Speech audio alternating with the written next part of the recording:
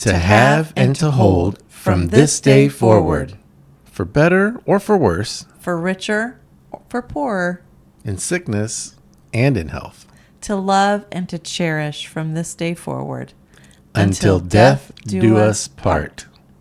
Let's do this.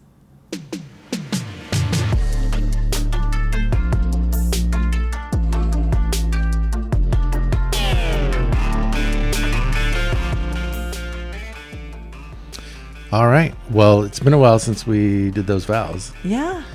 But I like them. I like the classic vows, for better or worse, richer or poorer, sickness or in health. Me too. Yeah. Till death do us part. That's what we always say. Till death do us part. That's right. Nobody's getting out of this word. No way. Well, we're going to talk a lot more about that, but let's get started with our show and tell.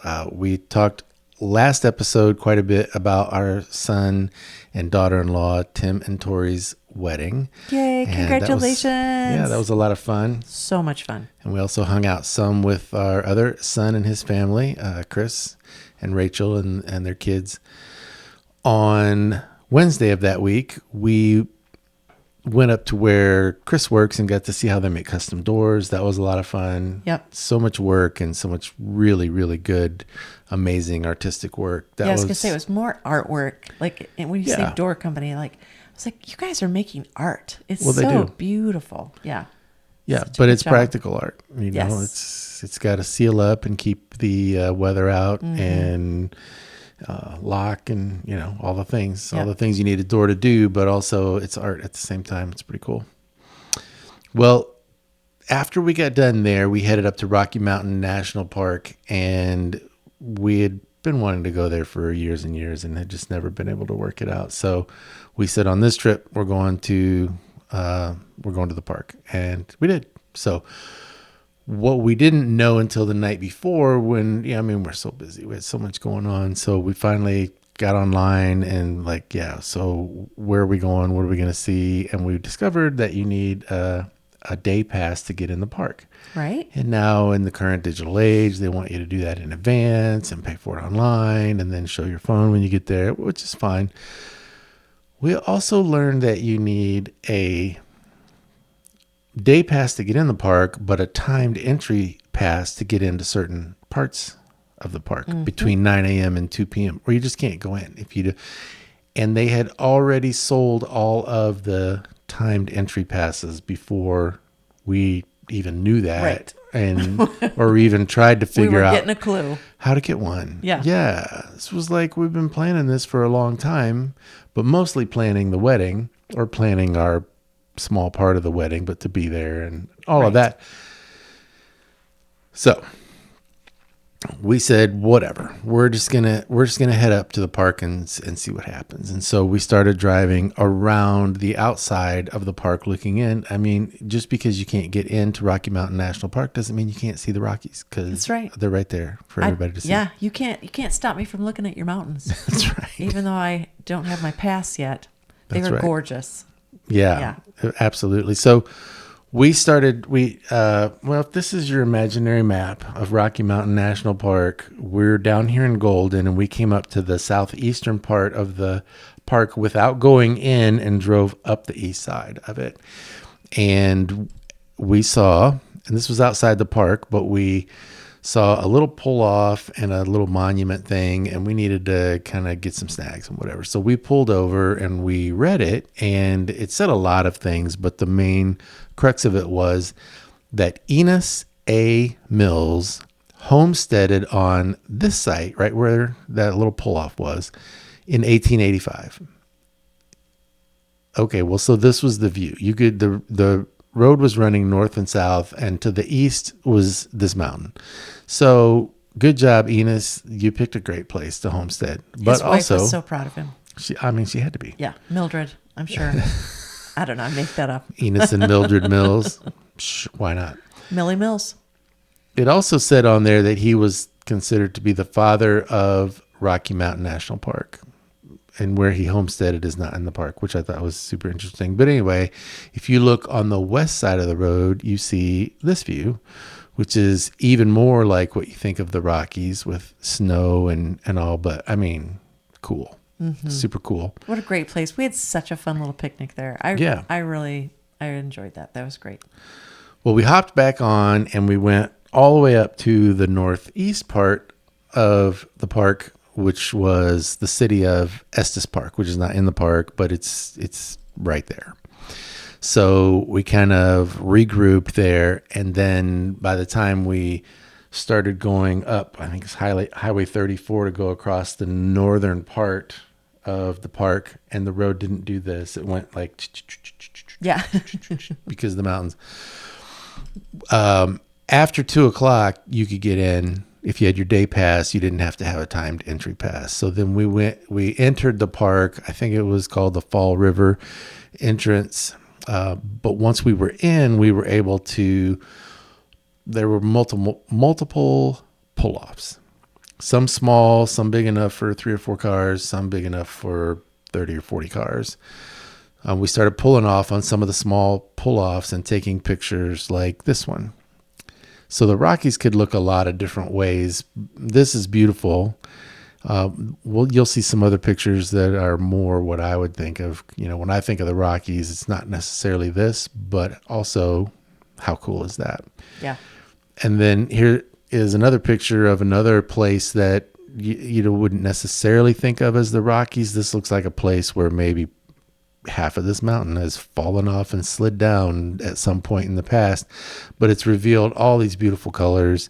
And look at the snow with all of the earthen tones. I just thought it was a really, really neat view. So I got a picture of that. When I wondered about the water at the bottom, because all of that was snow, but then there was that water, I thought, well, was that like a hot spring? Because it was melting it right there. I don't know. It just seemed a little out of place. Like it didn't seem like it would melt right there. But, well, I don't know. Also, it wasn't below freezing right then. True. So I think the snow had been so heavy, that's why all of it hadn't melted. But okay, where it could melt, it was melting. All right. Because it was, it wasn't warm up there, but it was probably in the 50s or 60s. Yeah. So next stop was a place called Horseshoe Park, and you can see this valley. The far end of that valley, I guess there's a park down there. We saw that on the map.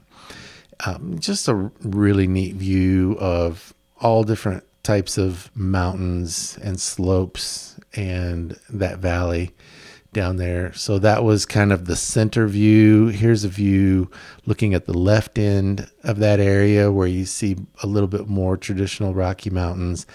And then all the way to the right, we can see the valley there, but a little more of the right. But that was just a really neat place. I'm going to keep saying that. Neat, cool, awesome, beautiful, fantastic, beautiful, awe-inspiring. So many gorgeous views. And so great that you could really just drive to most of this. Yeah. We really were just driving along, and then we would pull off, maybe get out, take a picture. But from your car, you could see so much of this. You didn't have to do a lot of hiking to do this. Right. The place we really wanted to go, we couldn't go because we couldn't get a timed entry pass for that area. And so we just said, let's drive across, here's our imaginary map again, across the northern part of the park from the northeast to the northwest, and let's just see what we could see. We knew up here in this northwest corner was a visitor center with restrooms and snacks and souvenirs. And so we wanted to go up and do that and then work our way back. Yeah. So there was, you're just driving, and we passed another patch of snow on the right, which was a little more accessible. And I thought, oh, let's go over there. We can make some snowballs. We'll get some fun pics or something. There was a pull off on the left side. So I said, okay, this is perfect. So we pulled off on the left, and then cars were jockeying around and leaving and whatnot. And I waited for a better spot, pulled up a little more out of the way, got out, and here's this path just leading to the mountains. And I said, Hillary, We don't know where I mean, we know we're in Rocky Mountain National Park, but we don't know the name of this or anything. Let's go. Let's just follow this path. It wasn't super long. Yeah. Obviously, other people have done this, Yeah. right? A lot of times it'll say, stay on the pathway, this or that. Don't go up, don't go off leave the road. the trail. Right. So I'm like, well, this kind of looks like a trail. So off we go. National parks are, if you have never been to one, they have a tendency to be a little more wild and a little less rules, and be careful because bad things can happen. Yes. But the freedom of it is pretty cool. And of course you don't want to disrupt things, but also you want to see everything cool that you can see.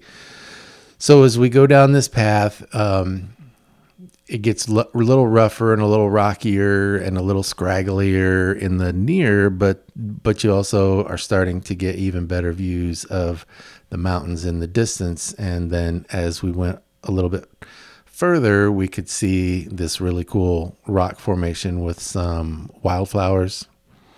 So you can go to the next one. That I thought was just a spectacular view, and we wouldn't have gotten that from the road or from if we had stayed at the pull-off. So that was really cool. And then we found some more wildflowers, just really fun. And then this next one was definitely my favorite from that vantage point. This is Hillary. I call it the accidental model because she was really just up there looking around, and I said, hey, turn around, look at me and smile. And then when she did, her hat almost fell off. It was so windy up there and cold. Yeah. Like I was so glad. I think I threw this sweatshirt in as an afterthought, like, oh, I'll take a sweatshirt, because when we left, it was warm. Oh, yeah. It was in the 80s down in like Denver, Golden. Yeah. And then the higher we climbed, of course, the colder it got, Yep. the windier it got. And then I turned to face you, and my hat almost blew off.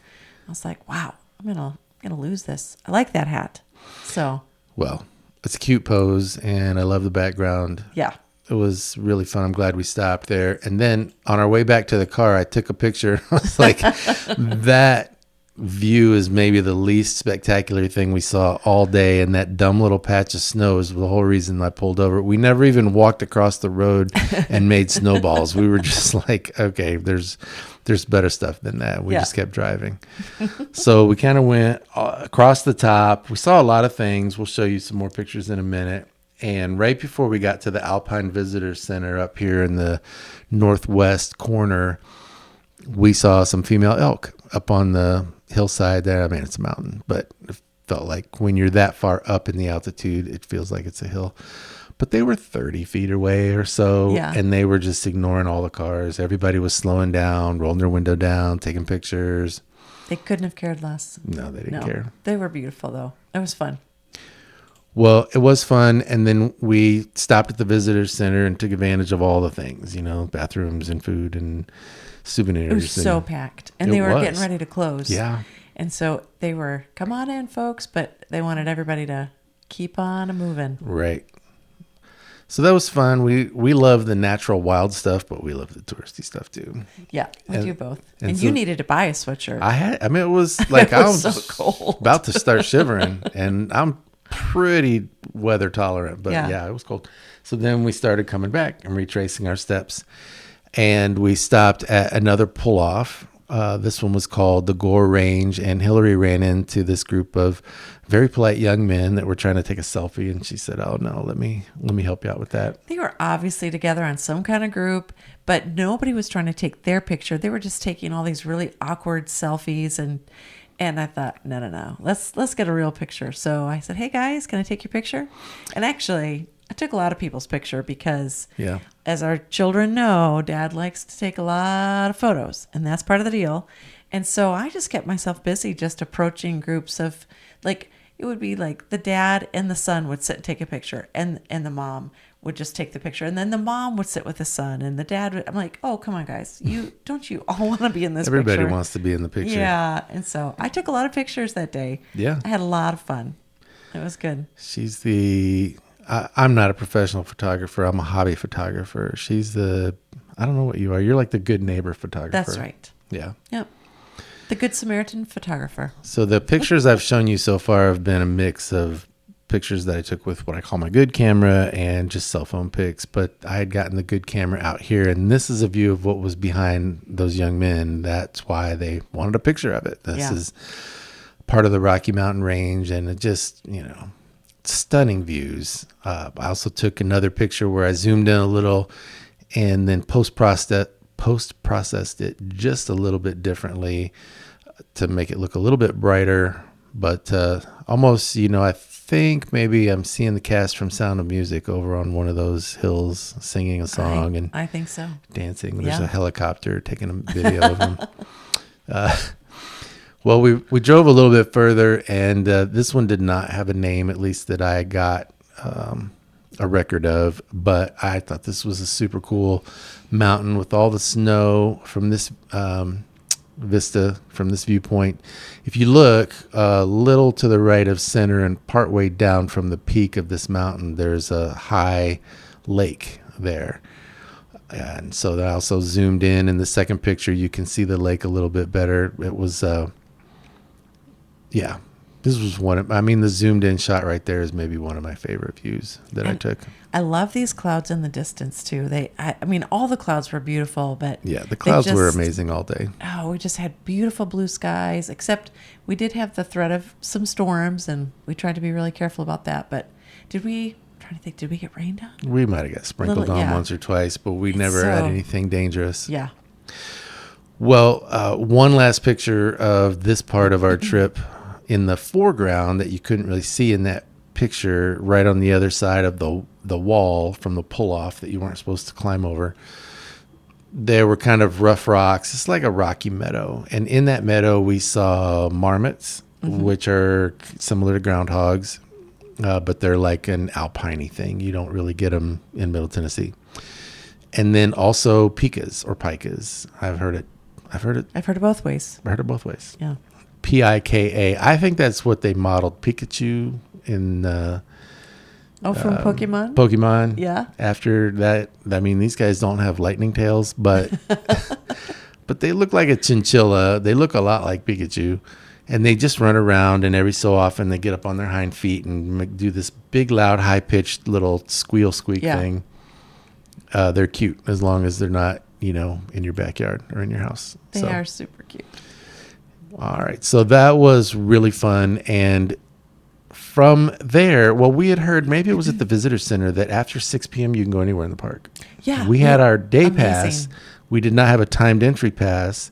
And after 6 o'clock, you could go anywhere. And where we really wanted to go was down Bear Lake Road, because there were a couple of things in that area that we wanted to see. Yeah. And we didn't think we were going to get to go there at all. So we were excited. So we hurried back across and then down into kind of the center area of the park on Bear Lake Road. And we'll pick that up next time. We had some fun adventures later that day. We had such a big day that day. Yeah, we had a really big day. But we'll talk about that next time. Almost too much for old people. I don't know what we were doing. It was too much for old people, but we lived to tell about it, and we did. We had fun, and we have the photos and the T-shirts. That's right. Yep. What are you gonna do? I got this right before we did our picnic. I think they had a little shop right there before. That's right, outside the park. Outside the park. I'm like, you can't stop me from looking at your mountains or buying your T-shirts. I'm not even in your park, and I'm buying your stuff. So we're free agents, man. We do what we want. We do what we want. All right. Like this series, Sailing the Seven Seas of a Successful Marriage. Let me recap a little bit. In episodes 20 and 21, we talked about communication. Yep. In episode 22, we talked about cooperation.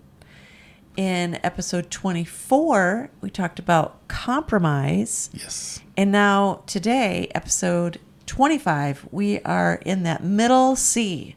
It kind of almost sounded like a piano thing. I'm like, I know. Are we going to get a piano lesson today? Maybe.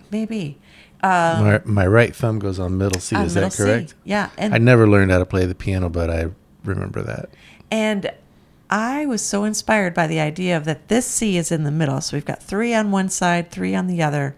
This guy's directly in the middle. And we're going to talk about a word today that you would almost say, oh, why didn't you start with this word? This word is so important. But I love that instead it's in the middle. Yeah. Because it just kind of stirred up that idea and that picture in my mind of a fulcrum.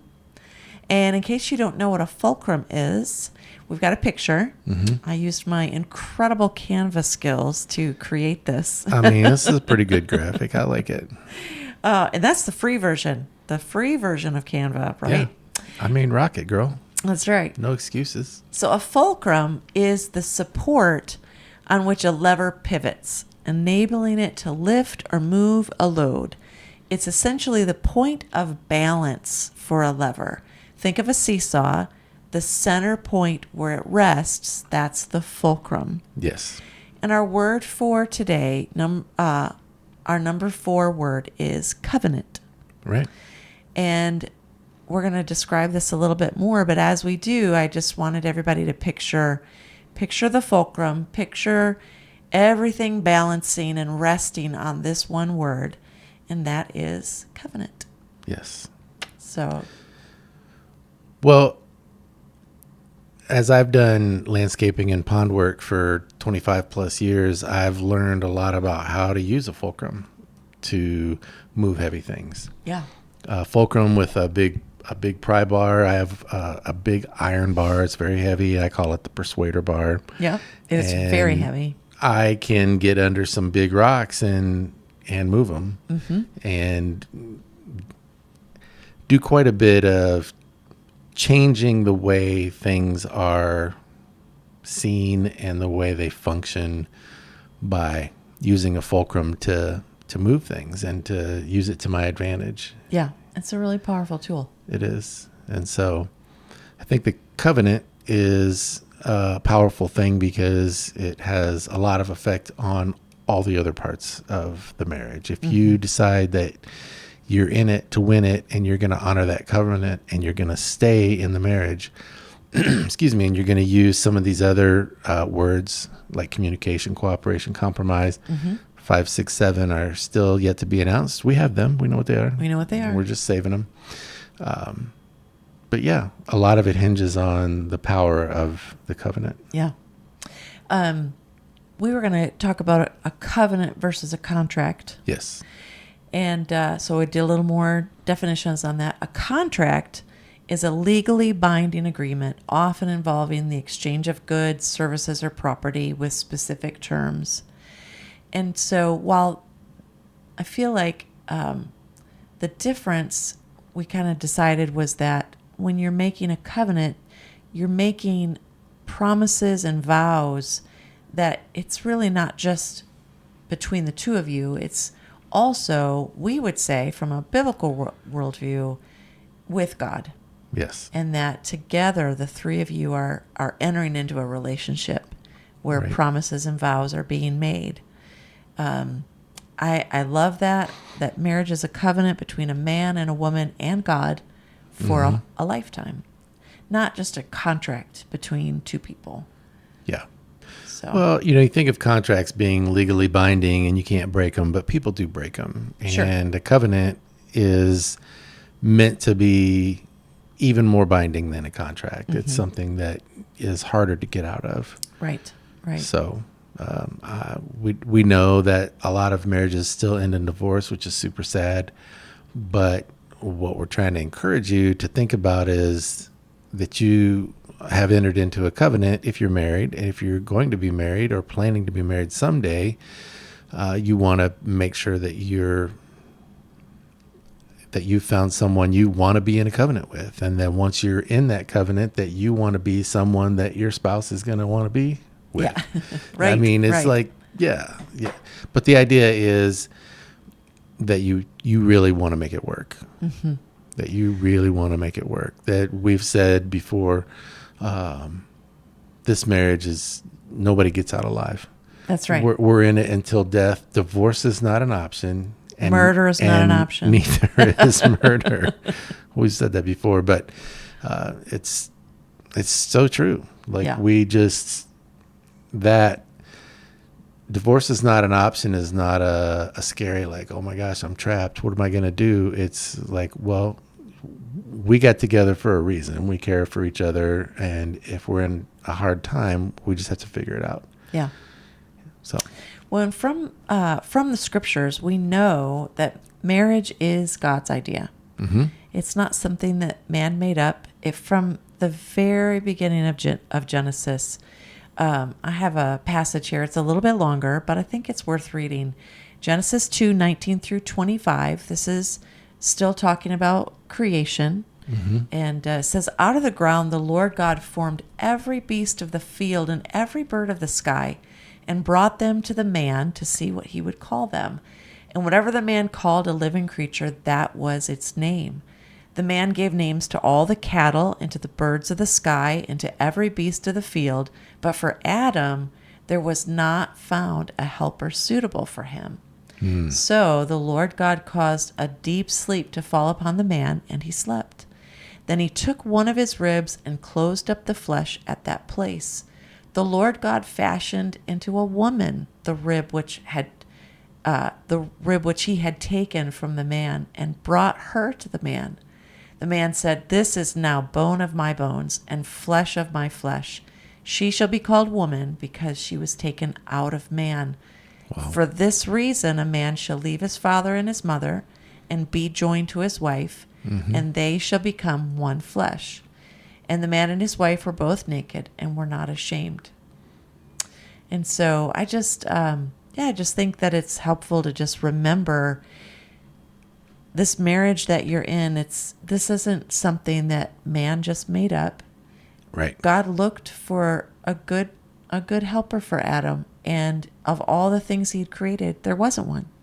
And so he especially made one for him. Yeah. And before people go ahead and get offended by the word helper, you had sent me something beautiful on Instagram about that word in Hebrew, and I have heard a Bible study on that before. It's not a weak word. It's a very powerful, beautiful word, and it's not to say that she's inferior. It's a word of strength and power and helpfulness, and a word that God uses to describe himself. And so it's beautiful. Don't be offended by the word helper. It's, everything that God has done, people, or we would say the devil, has come in to try to twist and make things sound like what they're not. So don't be scared off by that word. It's actually a really beautiful word. Yeah, for sure. Well, God also talks in Ephesians about marriage, and that, he makes a comparison between marriage and Jesus' love for the church, which is pretty compelling. Ephesians 5:23-33. This is another nice little passage, but it's really good. So let's check it out. It says, for the husband is the head of the wife, as Christ also is the head of the church, he himself being the Savior of the body. But as the church is subject to Christ, so also the wives ought to be to their husbands in everything. Husbands, love your wives just as Christ also loved the church and gave himself up for her, so that he might sanctify her, having cleansed her by the washing of water with the word, that he might present to himself the church in all her glory, having no spot or wrinkle or any such thing, but that she would be holy and blameless. So husbands ought also to love their own wives as their own bodies. He who loves his wife loves himself. For no one ever hated his own flesh, but nourishes and cherishes it, just as Christ also does the church, because we are members of his body. For this reason, a man shall leave his father and mother and shall be joined to his wife, and the two shall become one flesh. This mystery is great, but I am speaking with reference to Christ and the church. Nevertheless, each individual among you also is to love his own wife even as himself, and the wife must see to it that she respects her husband.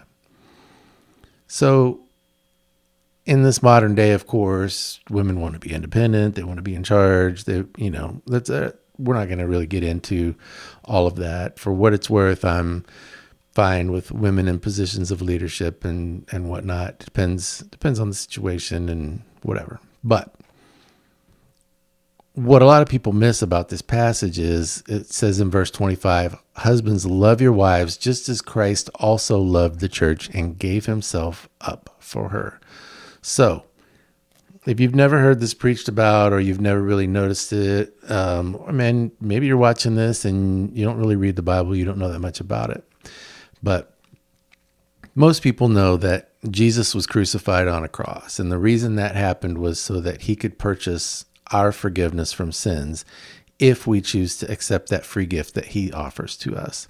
Well, he knew that was going to happen. When he was on the earth, he was fully man and fully God, and he saw crucifixions and he saw beatings, and he knew that that was what was headed his way.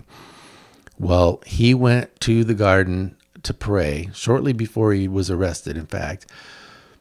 And this is, Dave's Living Bible translation, or however you want to say it. It's a paraphrase in modern language. But basically, he prayed to his Father and said, look, I know these people need forgiveness, and I know that this is what we kind of said was going to happen. But now that I've been down here and I'm in this human body, and I know how much that's going to hurt, and I know how much it's going to just straight up suck, I don't really want to do it. I want them to have a path to salvation, but there's got to be another way. Let's figure out another way. And, if you've never heard that, it's in there. That's my paraphrase. You're not going to find those exact words. He doesn't say that it sucks, but he kind of does. If you read between the lines, in 2025, I think he might have said that. But what he's really saying is, I don't want to do this, but if you say that this is how it has to be, Father, I will do it. Mm-hmm. Ultimately, he says that. But if you tell me that this is the way and this is what we have to do, I will do it. So let's go back to the passage in Ephesians where it says, husbands, love your wives just as Christ also loved the church. And that could maybe mean a lot of things except for the next phrase, and gave himself up for her. So find that in the Gospels, Matthew, Mark, Luke, and John. It's not all that hard. I'm not sure if it's in all four Gospels, but you can read about Jesus in the garden and read his prayer. It's much more, eloquent than the way I stated it, but he says, if there's another way, let's do the other thing. But if you tell me this is what I have to do, then I'll do it. And so I think the point of this whole passage is, there's got to be give and take. Mm-hmm. And ultimately, the example of the Bible is that men are the head of the household. And we've shared on the podcast before, the way that plays out for us is I'm 50.001 and you're 49.999. And really, we're pretty much equal. But whenever one of us has to make a decision, it's on me. And that's a heavy weight that sometimes I don't even like, but I take it seriously. Mm-hmm. And I try to be fair and reasonable and godly in the way that I do that. But what this passage is really saying is, when you're thinking about how you should love your wife, it's not that the husband gets what he wants, the way he wants, when he wants, he's just in charge, and it sucks being married to a man if you're trying to follow a biblical view of marriage. That's not it. What it is guys, you really have to be willing to give yourself up for your wife and to love her the way that Christ loved the church, which is to say that you do what needs to be done to make the marriage work and to make her happy. Not that she should be spoiled, but in a godly way, even if you don't like it. Even if you have to give up stuff you want, whether you have to spend your money a different way than you want, whether you have to spend your time differently than you want, whether you just have to be much more unselfish than you want to be. That's what we're called to. And that's what I think the passage says a lot, but that's the part that sticks out to me. That's the part I think that's the most important, because if I am going to be the head of this relationship, that's the standard that I have to live up to, which is pretty tough, but that's what we're called to. Yeah, I've always thought it was interesting that that women don't like this passage. I'm like, what? I think they read the part like, oh, the woman must respect her husband. The husband is the head. I'm like, do you see what he's being called to do? he's being called to sacrifice himself to show you such a deep love. Now, if the men aren't doing that, then sure, that would be really painful and difficult. But how beautiful it is when a husband is working so hard to show his love. And it says in verse 33, it says, nevertheless, each individual among you also is to love his own wife as himself, and the wife must see to it that she respects her husband. And I just think that if the wife is working towards respect and the husband is working towards love, it just ends up being really beautiful. Yeah. And I do think both those things are difficult, especially in a society where people are actively trying to get you not to love your wife, not to respect your husband. It's crazy. It is. It's crazy how much is out there that it's actually trying to really get people not to act responsibly and not to act in a mature way and not to follow the biblical example.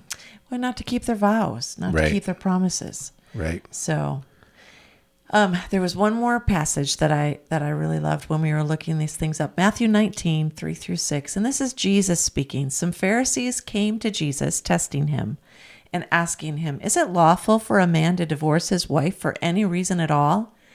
And he answered them and said, have you not read that he who created them from the beginning made them male and female, and said, for this reason a man shall leave his father and mother and be joined to his wife, and the two shall become one flesh. So they are no longer two, but one flesh. What therefore God has joined together, let no man separate. Right. I love that he's quoting Genesis here, back at the creation. Right. And you learn through other scriptures too that Jesus is the creator. Through him all things were made. Without him nothing was made that has been made. Right. And so he's really just referencing himself. Yeah. Love it. I love it. Well, I like that what therefore God has joined together, let no man separate. That's been included in a lot of marriage ceremonies through the years, and I think it was part of ours too. So yep, I do. I like that. that. Another thing I found when I was when we were doing our studying for this, it was a book that I don't think we've ever read, but spoiler alert, I already ordered it on Amazon. Of course you did. So it's coming this week, and it's the book Sacred Marriage. It was written by Gary Thomas. It's over 20 years old. And I do believe I've heard people reference this, but the title is Sacred Marriage. What if God designed marriage to make us holy more than to make us happy? Wow. And I just think it goes along with this idea of covenant. It's just a marriage is bigger than two people. Yeah. And that's what I really like to think, your marriage isn't just about you. It's about when you made those vows, you created something bigger than just you and your spouse. Right. Your marriage touches lives. It touches your children, your siblings, your parents, your friends, your community. Mm-hmm. What you do in that marriage and the way you keep or don't keep those vows affects so many other people. And so I'm really excited to get that book. Yeah. It did say it's for people that are just married or have decades behind them. I think it's going to be a really good book. Well, we'll put a link to that in the description of this show. So if you want to look it up, there'll be an easy way for you to do that. We're going to give you another resource too. Some friends of ours, Michael and Julie Johnson, have a ministry called FMU, which stands for Future Marriage University. They've been doing this for quite a few years, and their main target audience is high school and college age singles.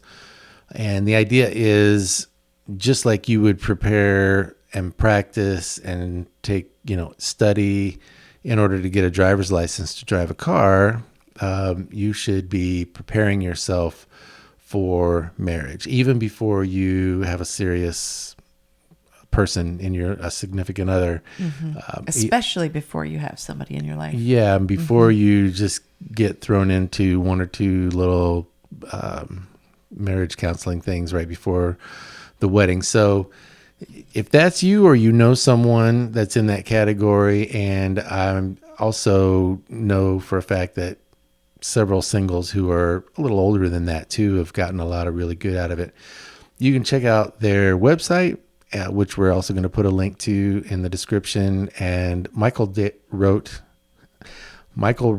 a book recently called Date Like You Know What You're Doing, which has got a lot of helpful stuff in it. The website has stuff you can read. It's got videos. It's very interactive, and there's a lot of great content on there.